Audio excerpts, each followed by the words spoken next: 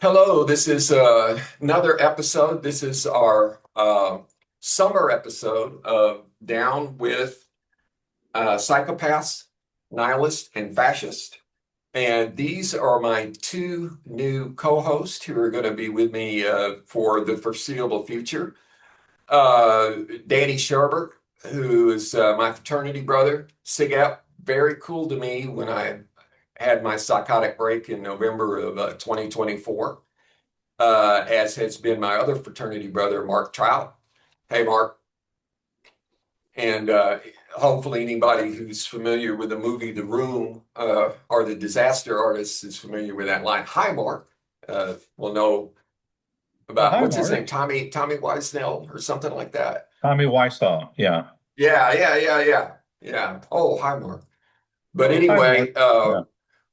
today we were hoping to speak to the Naked Pastor, Brother David Hayward, but it's not quite 15 minutes yet, and Brother David may pop in at any time. If he does, we'll ask him about his work.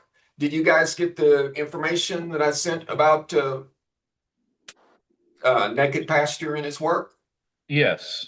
I checked out his website, and his page, and looked at his stuff, which was cool. I liked it. Yeah, yeah, it's pretty cool stuff. I had ordered a print, and like I shared with you guys before we started rolling and recording, I had ordered a print, which I need to have back here, where this album cover is, my LP for my Howard Jones Human Lib album is. And I've always loved this album. Uh, I particularly love the first song, which on the LP, which is called Conditioning, because it starts out with anybody who's ever had a psychotic break and they hear an alien voice in their head, they can relate to it. It starts off saying, well, you're not who you think you are. You might be John or Dave. And when you hear shit like that, it's like you pay attention. So it's a great album. The big single off of it is also very philosophical. It's What is Love? Which, when that song came out, gay marriage wasn't legal. And hopefully, human beings have progressed to a point where if you're an agnostic like me, who's most of his life I've been an atheist, and I'm like a 98% atheist, and that 2% of doubt I have to respect. So that's why I say agnostic. Thinks that this is as good as it gets. And I really believe that people are wired to love who they love, and it's their own damn business. And that all this trying to control someone else's personal life is pretty fucked up and selfish. And it's been going on for as long as recorded history. And it's hopefully in 2026 we can do some small way to fight back through our art or protest or whatever to try to help balance the books for more sensitive souls, regardless of their gender. So I'll get off my soapbox for a minute, man. What's on your mind right now? It's always good to see a voice out there. Some voice. Any voice. It's always good to see it if it's positive, if it's fucking humane. In this day and age, if it's just humane, right? That's the Yeah, least I'm asking for. Please, humanity, give me some. yeah. Yeah. Mark, are you doing okay, man? I'm worried about this poison ivy. Well, it's kind of itchy to tell you the truth. I've had it for about a week now, and I went and got a shot on Monday, and I've been on some steroids, and I haven't muscled up or gotten rid of the poison ivy, so that's not good. Have you felt any rage? Not really, no. Not any rage. I felt a lot of itchiness though. It's very itchy. So Well, if you well, see me tell me. scratching, that's what it No, is. no. If you can focus through the pain of the distraction of the itching, if you Well, can yeah, do that, yeah, no, no and tell problem. Yeah. us the story behind you're wearing. That's the high school I graduated from, man. And we both love Mr. Sharmer, who's been there for a minute at Nashville High School. Could you tell us the story behind that T-shirt? Well, it's pretty simple, really. I still do Nashville Scrapper football games on the radio. I'm one of the voices of Nashville Scrapper football, so which is a lot of fun and kind of an honor to be a part of a program that's done so well over the years. And tell you the truth, Paul, it's just it's a blast for me to get to do it. It's a lot of fun. So that's why I keep No, doing it all that's these years great. later. And any kids you know, tell them under no circumstances should they ever check out this podcast. It's for adults only.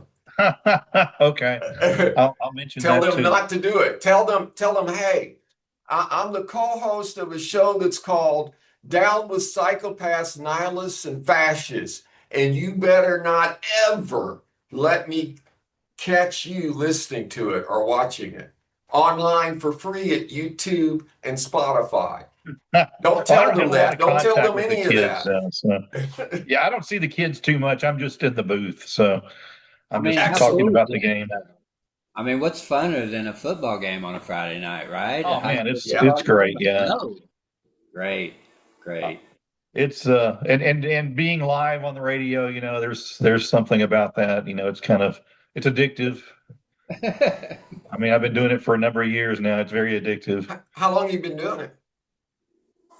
I've Ever. been doing it not necessarily for Nashville, but I've been doing some kind of sports radio now since college. So, That's your voice is great, man. You've well, thank always you. had a Yeah. good voice, and I think you've cultivated it over the Yeah. Well, years. thank you. So even So, back when we were in college, I used to do some well, games here and there, and I don't know. It just, I end up doing a few throughout the year, but do Nashville football, and like I say, it's a blast. Mark, do you feel comfortable talking about? I understand that last time we spoke, you said you were working for the first time in fiction and you're working on your first novel. And at the time, I asked you if you had a working title or if you could talk about it a little bit more or kind of let us know what your word count is to this point or anything that you think might be relevant about it, the premise or Sure. I anything. don't, yeah, I don't really have a working title. I keep trying to play around with that, but haven't really come up with anything. But Paul, you kind of gave me the inspiration for this book, and now I'm writing about it.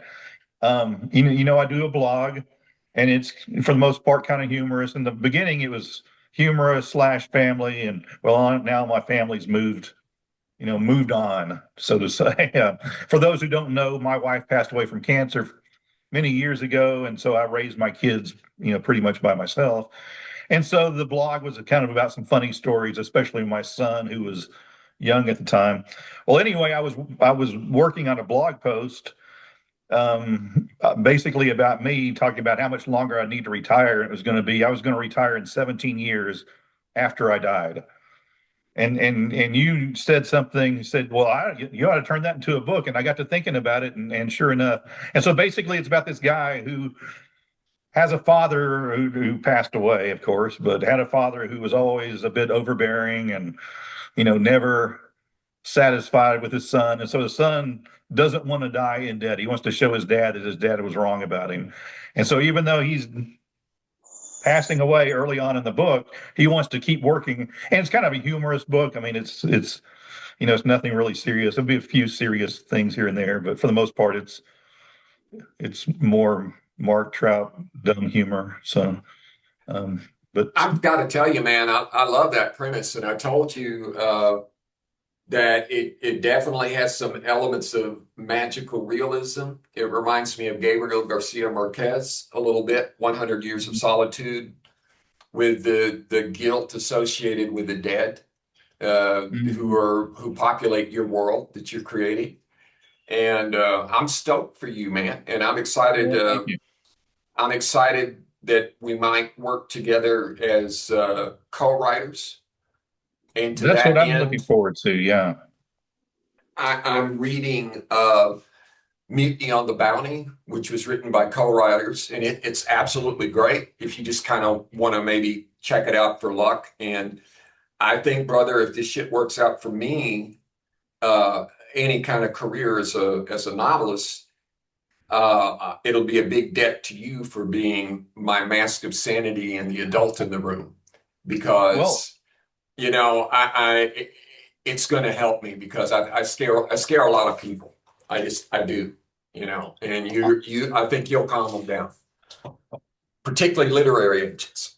yeah, I don't see you scaring anybody, but I'll take your word for it. So, Scares me. but yeah, I read Beyond the Bounty about 4 or 5 years ago, and I didn't realize it was co-authored. I don't remember Yeah. who I thought it was by, but I was Well, there's thinking it. different versions. There's like the version that was by Captain Bligh, who survived the mutiny. So he's got his story Uh, out. But these two gentlemen wrote historical fiction in the early 20th century. So this was actually published maybe in the late 30s, early 40s. The canonical version that's been used to be translated into movies in the 20th century. okay. So it's, I Yep. think, Charles Nordhoff and Charles Norman Hall, or whatever their names, but it's very good. It's a very good read, and I'm so impressed with the amount of research and all the nautical terms, and something I didn't know. I had no idea that in the early, I guess, 19th century, that the people who were assisting the navigator on board had to learn, or they were taught by the head navigator, trigonometry, because they Oh would use wow. trigonometry to figure out the angle of the sun, and at night where the stars were, using a sextant, and they would take that angle and measure the difference with sine and cosine or whatever, Hmm. and that way they could plot a course on where they were, in the ocean, and steer where they had to go next. They had to know trigonometry to master the ocean. That's pretty awesome. Did you Yeah. know that, Danny? I had no idea. Well, yeah, obviously that sextant and all that shit was like some pretty wild stuff. It was Yeah, crazy that they figured that out, man. And even long before that, they had that figured out just by Yeah, position of the sun and horizon and all that. Crazy. yeah, yeah. Early, And it always early, amazes me how people did that, 200 years ago, 300 years ago, and how they right. were able to figure out that kind of stuff without all Yeah, the technology we have today to help us. yeah, yeah, yeah. It is crazy. Admirable. Yeah. I could Let never me do it. check. No, there's no way they would have thrown my ass out into the ocean, which would have been bad because I can't swim. So, okay, this is the question I was going to open up with the naked pastor had he made it. Could you let us know your most recent epiphany you had regarding your faith? So I've got kind of a pat answer. So I would like to hear yours, Mark, if you don't mind. What is your most recent epiphany regarding your faith? I mean, for me, I'm a Christian, so I'm not, agnostic like you are, but I think a lot of Yeah, people these days try and take the Bible to justify their actions. And I don't think that's right. I'm talking about actions. Danny mentioned, needing a humane voice out there. I think a lot of people have gotten away from that to try and justify, well, you can't have, we talked about the trans marriages. Well, we can't no, have that because that's not right. Well, to me, I always go back to the, couple things that are in the Bible that we tend to gloss over for whatever reason. You know, Jesus said to love our neighbors like we love ourselves and not to judge other people. And that to me is what's important. No one put me in charge. So for me, it's about treating people humanely and respectfully, whether, no matter what their beliefs are. And, I just think we need to be more accepting in, especially in this day and age where it's so easy to just, vilify people, you know, by means of social media or or things like that. Social media and the internet, it's kind of shrunk the world, and we're able to, communicate with people more often. But instead of using that tool to really make the world a better place, we've used it to make it more divisive even than it was before, which is hard to believe. Christian, what's is there a particular denomination that you I, that you I'm Baptist. Southern Baptist? Well, I mean, just Baptist. Okay.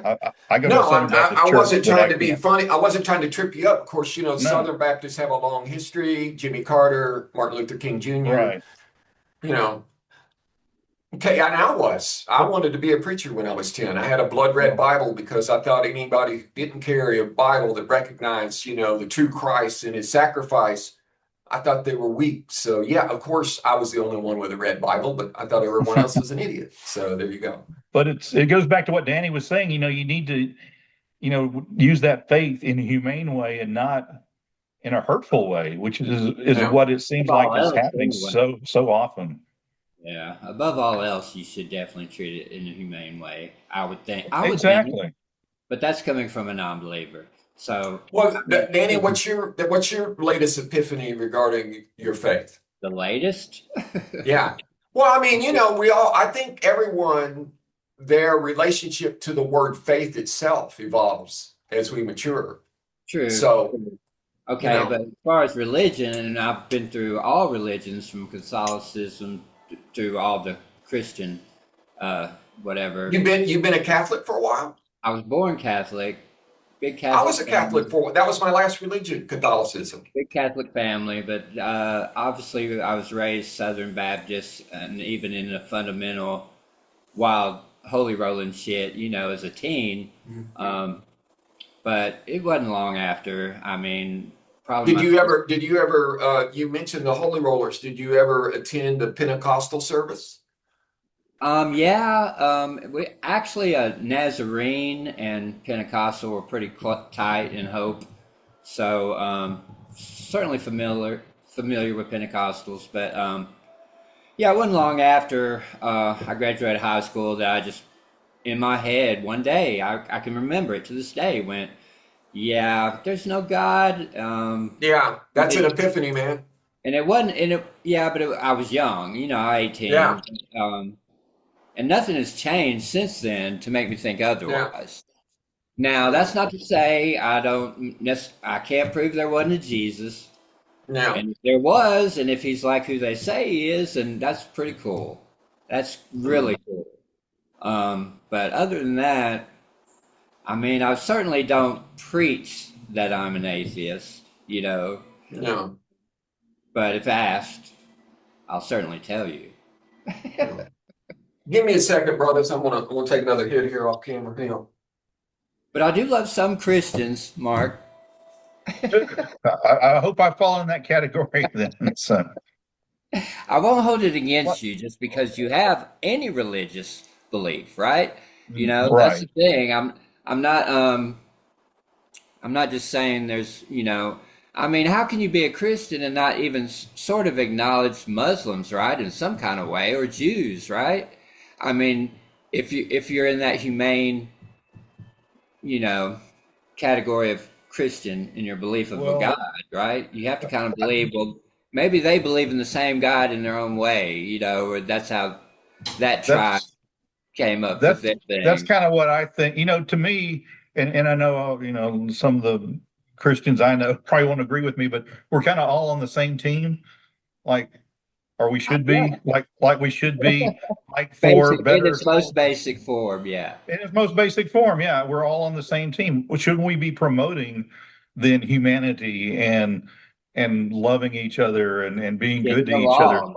and Just getting helping each along. other instead of trying to push people into these corners and then kind of making them out to be the bad guy, and instead of being more accepting and like, yeah, let's accept them. So Sure. again, I'm probably not going to win a lot of points at church, but but that's kind of the way I feel. We're kind of on the same team. Hey, that's what In you some get for ways, hanging maybe out with. not every belief, but in some ways, we should have the same goalpost in mind.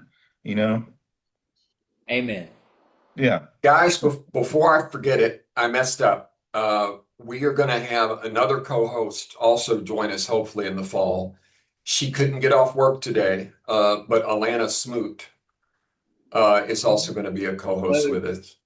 So I'm really excited about that. I always in college kind of had a crush on Alana, but I thought I had no well, we chance all because did. she was Exactly. clearly Mark Overton's, girlfriend. And Right. I couldn't articulate it then, but the reason I was so jealous of Mark Overton with whatever he had with Atlanta was because I think I realized that Atlanta was the type of human being that you would never grow tired of having a conversation with. And that's a rare thing. For me anyway. And I talk a lot, as you guys know. But I've always thought she was so classy and smart, and I always viewed them as this kind of like wondrous couple, wondering what the hell are they doing at Henderson State? Why aren't they off at some Ivy League school or something? But it's so funny. I had no clue, and I don't think Mark would freak out for me revealing this, that Mark was gay, and he was my big brother.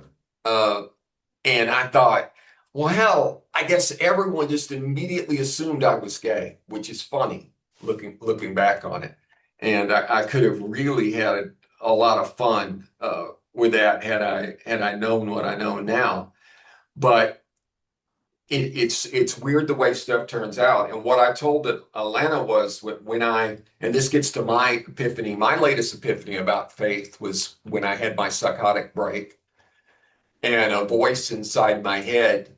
And I had the psychotic break because I was profoundly depressed that Kamala Harris failed to win the election. And I just couldn't understand how people could vote for a man who was clearly a lying psychopath and should be institutionalized, whether in a penitentiary or in a mental institution. Because to me, that just seems obvious. And I have a low opinion of my intellect, so I just assume most ordinary human beings would know that this guy is fucking crazy. So I was heartbroken and I wasn't as strong mentally as I thought. And back then I was smoking a lot more weed than I'm smoking now. And something just snapped. And the voice inside my head said, "You're cool." And that was my epiphany because at the time I was an atheist. And I couldn't tell you what I had faith in, but I am a man of faith. I'm a humanitarian. I believe in human beings. I believe the most wondrous thing in the known universe is a human being. And when I say I have faith, what I mean by that is that when my wife and I travel on a cheap airline, I have faith that every human being in the chain associated with that cheap airline is going to do their job so that everyone on the plane can get where they want to go alive. And people will say, well, that's not faith. And I'll say, consult a dictionary, my friend. The very first definition of the word faith is you have faith that another human being can do the job. And that gets into coaching a lot. Mark, it's going to be very hard, I think, for someone who self-identifies as an atheist to sell the concept of faith when people have a misapprehension about what the word faith means. The first working title when I decided, you know what, I'm done writing screenplays. That was another result of this epiphany. I said, I'm going to write novels and I'm going to start podcasts, which we're doing now. I'm going to call myself the evangelical atheist because I'm convinced if there have been other prophets throughout recorded history and they are sincere and they are following that alien voice inside their head, they believe all that shit that they wrote down and all the shit they told people and other people wrote down. They believe it because it pinged from their unconscious mind, which is this raw, pure thing that taps into the collective unconscious, I think, of other human beings. And I think over time, common knowledge evolves and it gets put into that unconscious pool that we can tap. you know. But anyway, the whole reason I'm talking to you, my crazy ass is talking to you guys 40 years later, and you're like, what's this weird fuck? What does he want?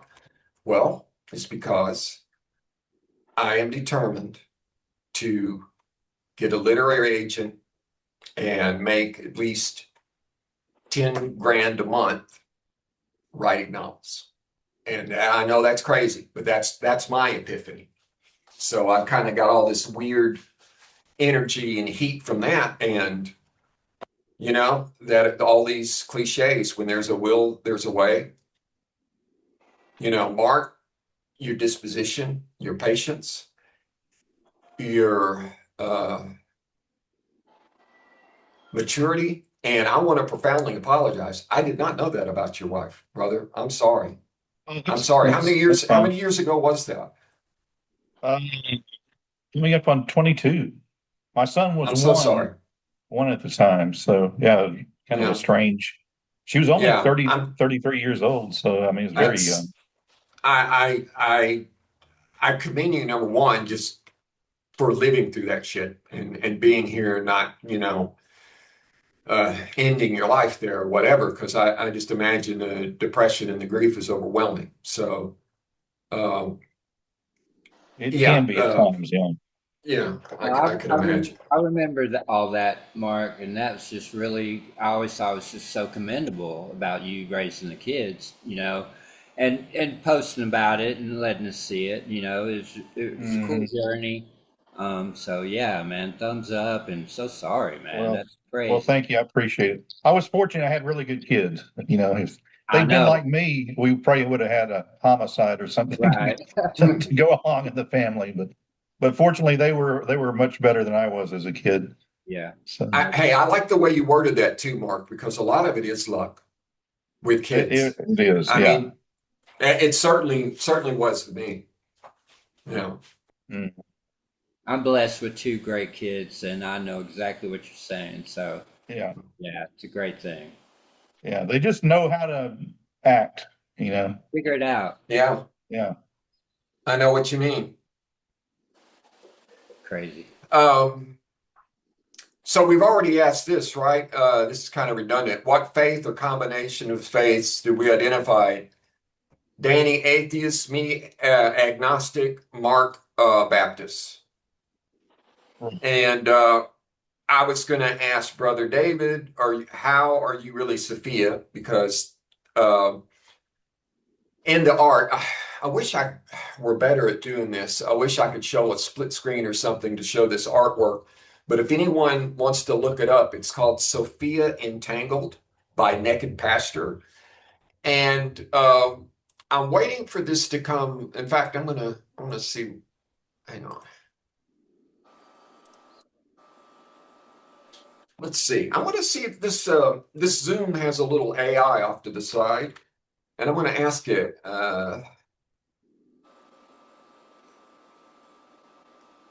I'm just going to do the command. Show me the artwork by Naked Pastor.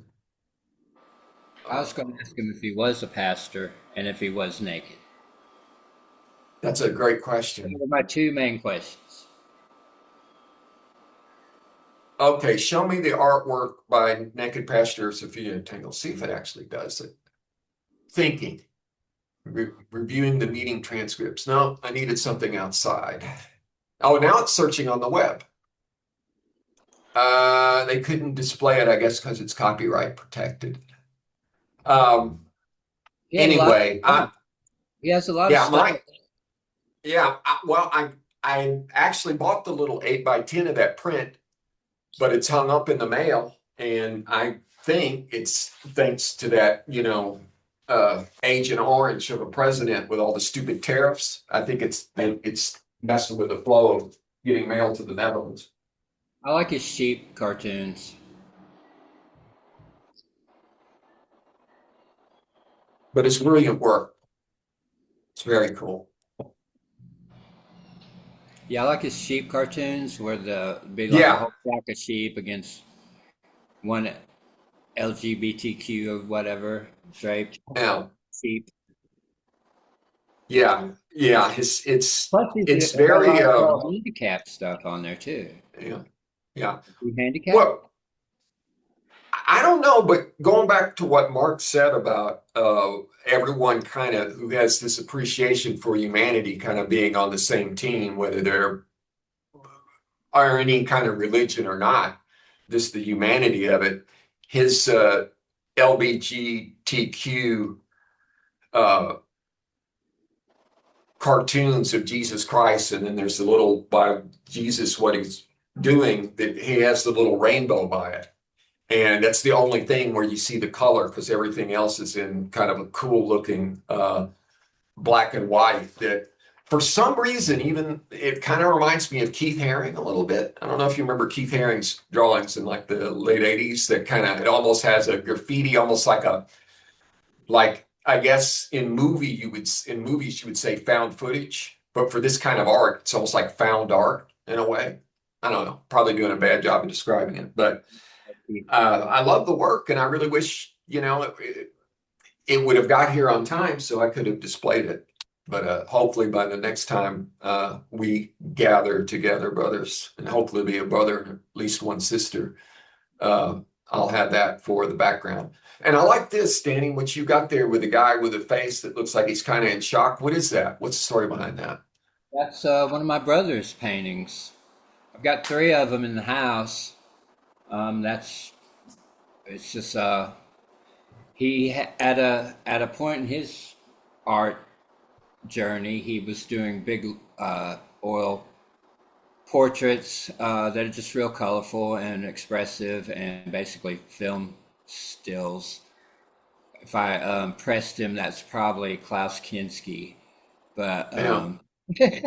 he wouldn't admit it. But yeah, so I've got a lot of his shit and my kids Uh, throughout here, and so it's cool. I love art. no, man, it's Always. great. If you could send me a message, let me know where his stuff might be online. I would love to check it out. I want to populate this room with art from people I know and with whom I've spoken or Oh, tangential to that. For sure, So, for you know. sure. Well, guys, I've taken up about 43 minutes, I guess, plus of your time, and I'm sorry I failed to deliver our guests. I guess uh, I don't know if I needed to contact them more or send a last minute reminder or whatever you guys think, but I'm definitely going to contact you guys more in the future in case you think it's a good idea. Like, hey, 24 hours out, let's send reminders, something, whatever you think's a good idea. Oh, It's I'm a always relief to glad to have see more you. than just me thinking about this. I'm always glad to see you. And I'm usually free on Saturdays, Sundays. So anytime. Okay, okay. Probably mid-December. I mean mid-November, but more likely early December because I kind of feel like early November might work better, but I don't know. I got to talk to Imran first because he's a legit stand-up comedian with tour schedules and stuff. So I'll ask him like, hey, what's the best weekend for you after? And then I go, do you the one you know the date of the midterm elections? November Is it the first Tuesday in November? the first, Whatever yeah. that Tuesday is. First usually, Tuesday. yeah. Yeah. Okay. I'll look it If they're up. gonna happen, pray to God, Mark, that they happen. No, I love you, brother. I love you. It was great seeing you, Mark, and Good always. to see you, Danny. I hope we can Yeah, hook up again. And I great do too. talking to you. And I think Smoot is running into a trap if she's gonna like show up here, and all of us love her, right? So I don't Yeah, know. yeah. That could be weird, It's Paul. You might want to yeah, it's gonna be like one of make those sure you weird, keep it calm. rom-coms. It's gonna be a strange situation. You know what I really hope to do, and he's probably too smart to do it and classy. I would love to talk to Mark Overton because Mark was very cool to me, man, and I had a hard time. Almost got blackballed, almost didn't get in SIGEP. So, but Mark, stood up for me, and he's a good human being, and that would be cool. And now that we've got Alana, maybe she can sweet talk. Who knows? You That might would be could. great. That would That be would be very great. cool. I love Okay, watching. guys. Good seeing you. Good seeing you. Take care. Peace Take out, care. Doc.